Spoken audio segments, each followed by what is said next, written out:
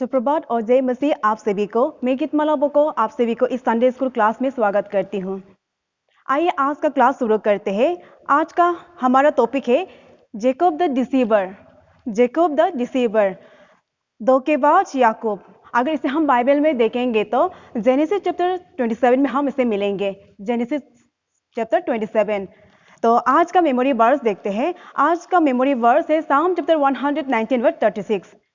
साम chapter 119 verse 36। आइए पढ़ते हैं। मेरे मन को लोभ की ओर नहीं, अपनी चितौनियों ही की ओर फेर दे। आइए कहानी शुरू करते हैं। इस कहानी में हम एसाव और जेकब के बारे में हम देखेंगे। एसाव और जेकब कौन थे और उसके माता पिता कौन थे, उसके बारे आज हम पढ़ेंगे। एसाव और जेकब का माँ का नाम रिबिका और पिता का नाम इसाक थे। अगर हम एसाव और जेकब का जन्म के बारे में देखने से रिबिका और इसाक विवाह के बाद दोनों ने बहुत साल से बच्चे नहीं थे। लेकिन इसाक अपने पिता से ये सीखा, अगर हम प्रार्थना करेंगे तो प्रार्थना को उत्तर हमें जरूर मिलेंगे। इसी कारण इसाक ने प्रतिदिन प्रार्थना किया और एक दिन इसाक के प्रार्थना का परमेश्वर ने उत्तर दिया और रिबिका और इसाक ने बच्चे जन्म किए थे। वो भी एक नहीं बल्कि जुड़वा पुत्र जन्म किए थे। उसका पहला पुत्र का नाम एसाव रखा गया था, मगर एसाव जो बाकी बच्चे से अलग थे क्योंकि एसाव के शरीर पे बहुत लंबे लंबे बाल थे। मगर उसका दूसरा पुत्र का नाम जेकब रखा गया था।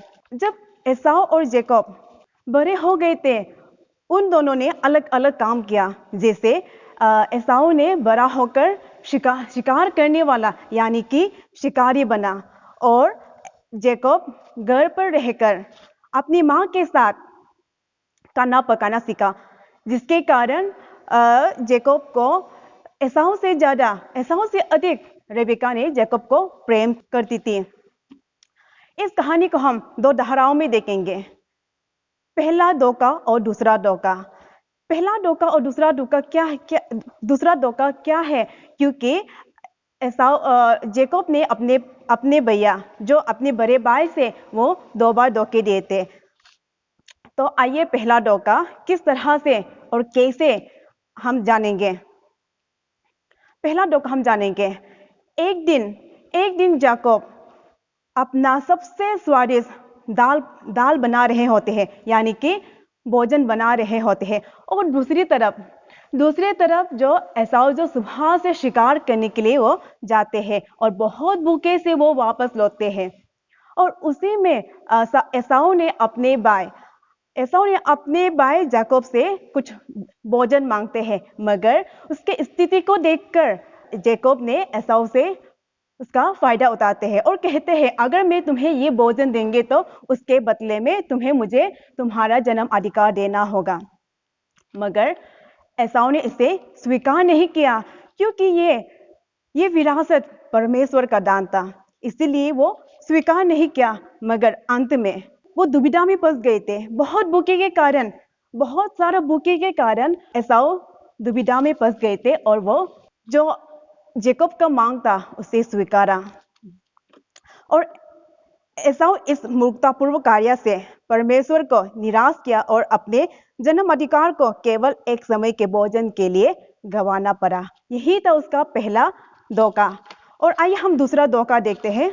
दूसरा धोखा किस तरह से दिया इसे हम देखते हैं। इसाक यानी कि एसाव और जेकब का पिता। इसाक बहुत बुरा हो चुका था।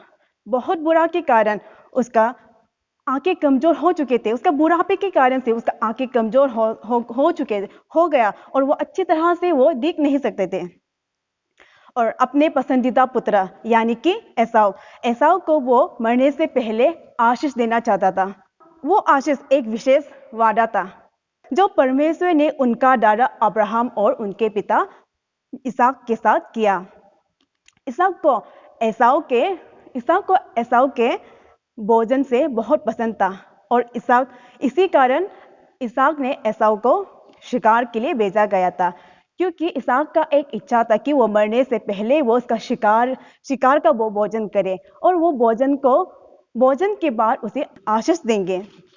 और इसी बीच में रेबेका चुपके से एसाव और इसहाक का पूरी बातें सुनी, और वहां से रेबेका ने दौड़ के सीधा जेकब के पास जाते हैं, और जेकब से जितनी भी वो बातें सुनी थी वो जेकब से पूरी बातें को वो बता देती है।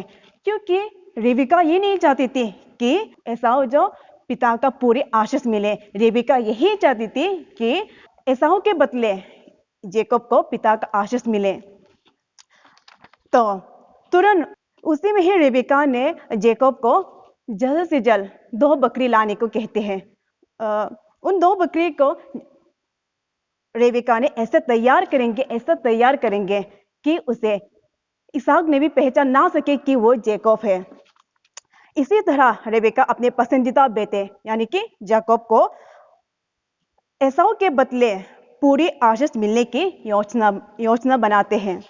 रेबेका याकूब के उसके हाथ पर, क्योंकि एसाव के हाथ में तो पूरे लंबे बाल थे, अगर वो इसी तरह जाएंगे तो इसहाक जो उसे छू के पता चल जाएंगे। इसी कारण वो बकरी के बाल को निकाल के जो जेकब के हाथ में डाला गया था, और साथ ही जो एसाव के वस्त्र थे उसे पहनाकर और जेकब को इसहाक के पास भेज देते हैं और उसे खिलाते हैं। उसे इसहाक जो काके उसे आशीष देते, पूरे आशीष देते, क्योंकि वो आशीष एसाव को पाना था, मगर जेकब ने उसे धोखे से आशीष को छीन लेते हैं।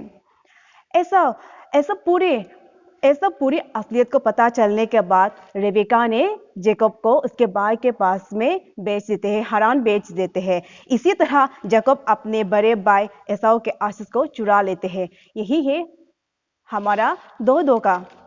और इस कहानी से हम क्या संदेश मिलते हैं? इस कहानी से हम ये संदेश मिलते हैं, अगर हम कुछ भी निर्णय लेने से पहले हमें सोच समझकर लेना होगा। अगर हम निर्णय सोच समझकर नहीं लेंगे तो हम गलत रास्ते पे जा सकते हैं। जिस तरह जेकब ने अपने बड़े भाई के अधिकार को छीनने की निर्णय लिया, और उसी तरह एसाव एक वक्त की भोजन के लिए परमेश्वर के दिए गए अधिकार को अपने गलत निर्णय से खो दिया गया। तो आज का कहानी में यही तक ही समाप्त करती हूँ। धन्यवाद।